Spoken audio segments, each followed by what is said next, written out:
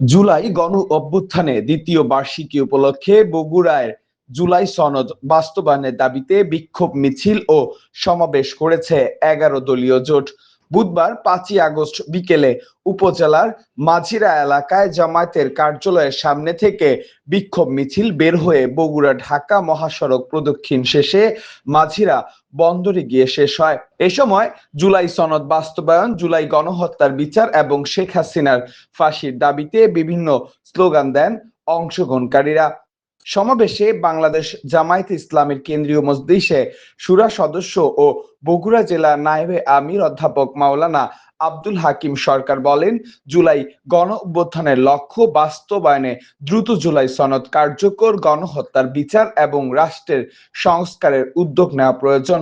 এ সময় বিভিন্ন রাজনৈতিক ও সামাজিক সংগঠনের নেতারা বক্তব্য দেন।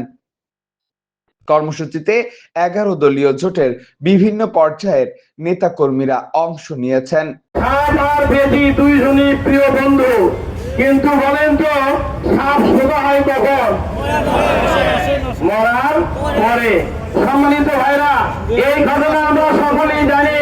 সাপ যখন সোজা হয় তখন ওই বেদি এসে বলে, বন্ধু বহুদিন ধরে তোমাকে খেলা করি আর বলি তুমি সোজা হও, কিন্তু সোজা হলে ঠিকই মরার পরে। সম্মানিত ভাইরা, আজকে আমরা ১১ জনের যুদ্ধকে আজকের এইকে গণভোটের আইন বাস্তবায়নের জন্য রাজপথে নামতে হয়েছে। এইটা যদি বিএনপি সরকারের যদি বুঝতে দেরি হয়, তাহলে যখন সোজা হবে তখন কিন্তু বাঁচার আর কোনো পথ থাকবে না, বরং এটাতে আপনার সম্মান কমে যাবে। আমরা অচিরেই সরকারের দায়িত্বশীলদেরকে বলতে চাই, আপনারা এমন কিছু করেন না যেন আপনাকে শেখ হাসিনার মতো পালাতে হয়। শেখ হাসিনা না হয় দিল্লিতে শ্বশুর বাড়িতে আশ্রয় নিয়েছে, কিন্তু আপনাকে কিন্তু আর কেউ আশ্রয় দেবে না। তাই সময় থাকতে সচেতন হন। আমরা চাই আপনি সুন্দরভাবে দেশ পরিচালনা করুন, কিন্তু তার অর্থ এই নয় যারা আপনাকে সহযোগিতা করছে, স্বৈরাচারকে হটাতে সহযোগিতা করেছে, তাদের উপর রক্ত আপনি ঝরাবেন। সম্মানিত উপস্থিতি, আজকে শুরুতেই মহানভাবে শুকরিয়া আদায় করি, যার অশেষ মেহরবানিতে আজ থেকে 2 বছর পূর্বে কত গণভবনের মাধ্যমে বাংলার জমিন থেকে এক স্বৈরাচার বিতাড়িত হয়েছে।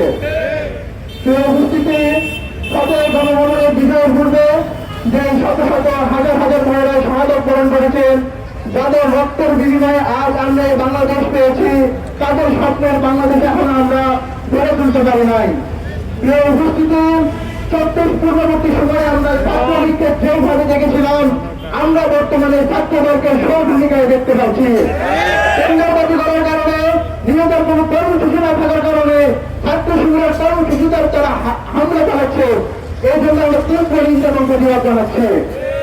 প্রধানমন্ত্রী জনাব তারেক রহমানকে আমরা সমাজ থেকে বলে দিতে চাই, মাননীয় প্রধানমন্ত্রী, আপনি আপনার দল, আপনার ছাত্রদলকে সম্মান, অথবা ছাত্রলীগের মতোই ছাত্রদলের পরম্পরা হতে হবে। আপনাকে হয়তো আবারও দেশ থেকে পালাতে হতে পারে। প্রিয় মন্ত্রী, এই লক্ষ্য উদ্দেশ্য ছিল এদেশের রাষ্ট্রীয় সংস্করণ এবং গণহত্যার বিচার, কিন্তু আজকে যারা ক্ষমতায় এসেছে তারা সেই আন্দোলনের সেই ফসলগুলো ভুলেছে। তারা সংগ্রামকে আন্দোলনে নেতৃত্ব নিয়ে তারা এই খুলে আন্দোলন সফল করেছিল, তাদের আজকে হামলা মামলা শুরু করেছে। প্রিয় উপস্থিতি, তারা এখানে সন্ত্রাস সৃষ্টি করে দেশের মধ্যে আবার সমস্যা সৃষ্টি করে উৎপন্ন করেছে। প্রিয় উপস্থিতি, আমি এই দেশের যারা ক্ষমতা সেটা তাদেরকে বলতে চাই, এদের যারা অতীতে সমাচার করেছে তারা বিজয় নিয়েছে, তারা জিততে পারেনি। একটা শিক্ষা নিব, পলাশী প্রান্ত থেকে বাংলাদেশের শাহবাগ যুগে যুগে যারা বাংলার মাটিতে ফ্যাসিস্ট হয়েছে, দিল্লির দাস হয়েছে, তাদের ঠিকানা এই বাংলাদেশ কখনো হতে দেয়নি, হতে দেব না ইনশাআল্লাহ। আমরা 3 আগস্ট ওই শহীদ মিনারে এক দফা মহাঘোষক, দফা 1 দাবি 1 শেখ হাসিনা পদত্যাগ এই ঘোষণা দিয়েছিল জনাব নাহিদ ইসলাম। আগামী দিনে সে আমাদেরকে বলে দিয়ে গেছে, আগামী দিনে বাংলার মাটিতে যারা ফ্যাসিস্ট হবে, যারা দিল্লির সেনা দাস হবে, যারা বাংলাকে দৌড় পালাবে, যারা আমাদের অধিকারকে চিন্তাই করাবে, 11 দলীয় ঐক্যজোটকে নিয়ে তাদেরকে উৎখাত করবো আমরা ইনশাআল্লাহ। সুতরাং আমি বর্তমান সরকার প্রধানকে তারেক রহমানকে বলতে চাই, তার গুন্ডা বাহিনী যে কর্মকাণ্ড শুরু করেছে সেটা যদি বন্ধ না করতে পারে তাহলে বিগত সরকার যেভাবে পালিয়েছে তার চাইতে দ্বিগুণ করে এরা পালানোর সুযোগ পাবে না ইনশাআল্লাহ।